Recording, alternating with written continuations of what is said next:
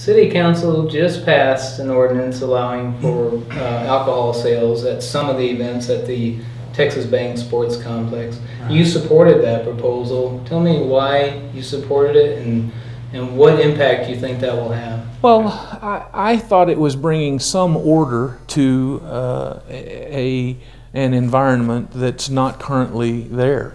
Currently, you have no reason or no restriction on individuals bringing alcoholic beverages to the ball games or to the park. Okay, so they can have coolers in their car in the parking lot. They can bring a cooler out to the ball fields, for that matter, and what's in those coolers is up to that individual.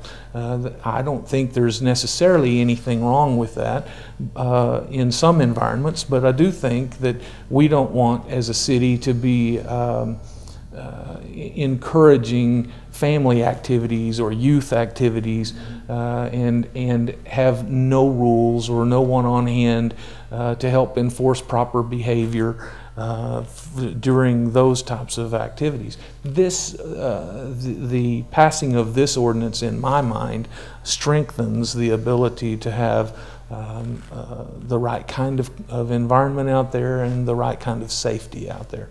It allows us to now say you cannot have a cooler on the grounds because there's a permit in use to sell alcoholic beverages. It becomes against the law to have a weapon on the premises. It becomes against the law to bring alcoholic beverages on the premises. It allows us then to have alcoholic beverage sales in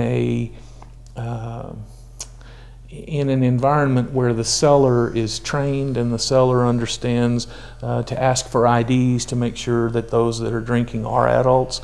It allows us to have a trained seller as it relates to determining if someone's had more to drink than they should and should be cut off.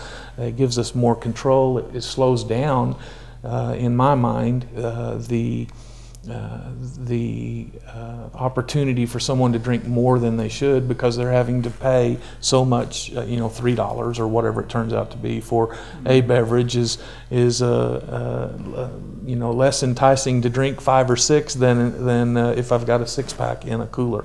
So I see it as bringing order and safety to a process, and I feel like that the way it was passed, where you are not allowing the sale of alcoholic beverages during Little League or other youth activities. You're not even allowing the sale of alcoholic beverages during adult league play, which I would probably be a proponent for because it's adult league play.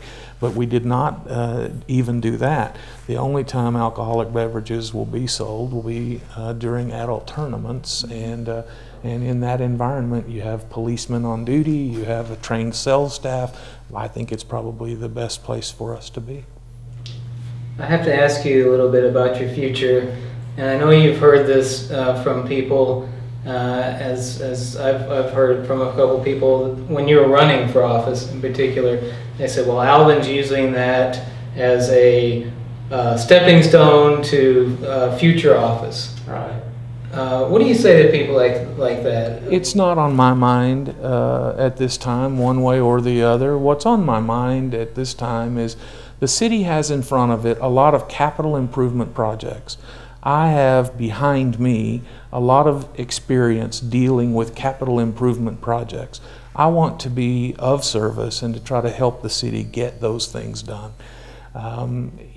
What's in my future, I don't know exactly, but I hope that what's in my future is the development of wealth again for other individuals.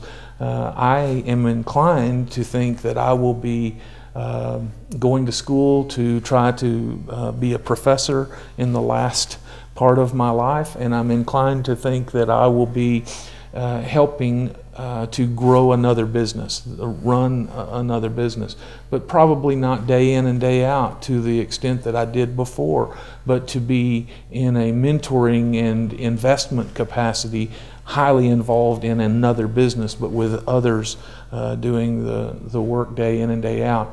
That's where I see myself right now for the next few years, God willing, and the citizens willing.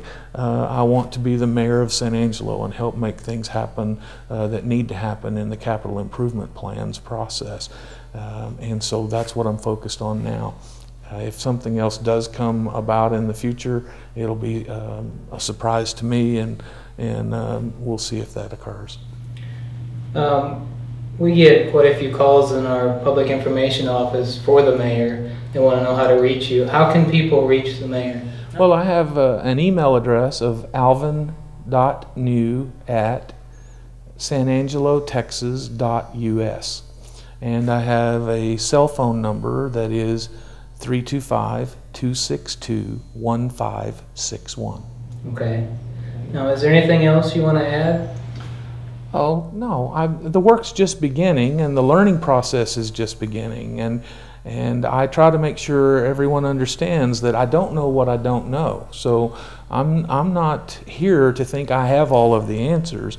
What I am here for is to be of service and to do my best to help move these projects forward and to make sure that we are setting this city up for future success. And so when I look and think about when was the Coliseum built, when was the Convention Center built, when was Glenn Junior High built, when was Central High School built, what have we done in the form of bringing a Johnson & Johnson Ethicon plant to town? What have we done in the form of bringing GTE to town?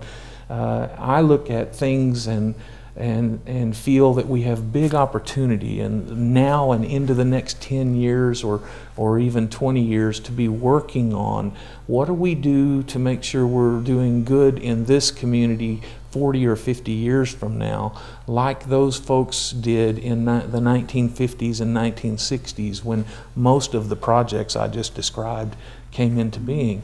I want to make sure that Marta for Hirschfield comes off the ground well and that we work well with them. And so I want to be sure that we work well with Multicam, and I want to make sure that we work well with a plethora of smaller businesses to help them expand their business, because in 1963 or so, Steve Stevens and Harold Gibbs had 7 convenience stores.